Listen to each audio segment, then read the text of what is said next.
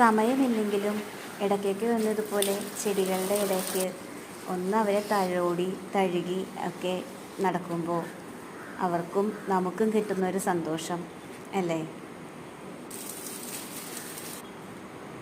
അപ്പോൾ അവരിതാ ഇതുപോലെ ഒത്തിരി സമ്മാനങ്ങൾ നമുക്ക് തരും. നല്ല ചിരിക്കുന്ന പൂക്കളായിട്ടുള്ള ഒത്തിരി സമ്മാനങ്ങൾ നമുക്ക് തരും അവർ. അപ്പം നമ്മുടെ സണ്ണേട്ടൻ ഷിഫ്റ്റിന് വന്നപ്പോഴത്തേക്കും അവരുടെയൊക്കെ ഒരു ഉഷാറ് കാണേണ്ടത് തന്നെയല്ലേ? ഒത്തിരി ദിവസമായിട്ട് മഴ പെയ്തുകൊണ്ടിരിക്കുകയായിരുന്നല്ലോ. അപ്പോൾ ഇന്നൊരു ദിവസം നമ്മുടെ സണ്ണേട്ടൻ വന്നിട്ടുണ്ട്. നമ്മുടെ വഴുതനയിലും ഒത്തിരി പൂവിട്ട് നിൽക്കുന്നുണ്ടേ. പിന്നെ ഇത് ഒത്തിരി മഷ്റൂം ഇതുപോലെ മുളച്ച് വന്നിട്ടുണ്ട്. ഇത് കഴിക്കാൻ പറ്റിയ മഷ്റൂമാണോ കറി വയ്ക്കാൻ പറ്റിയതാണോ എന്നൊന്നും എനിക്കറിയില്ല.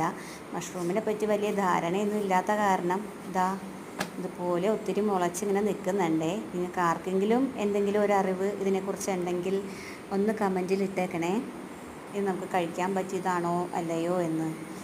അപ്പം ഞാനും അപ്പവും കൂടിയാണ് വീഡിയോ ഒക്കെ എടുത്തിങ്ങനെ നടക്കുന്നത് കേട്ടോ. അപ്പോൾ തെളിഞ്ഞ ആകാശമൊക്കെ കണ്ടപ്പോഴത്തേക്കും ഒരു സന്തോഷം.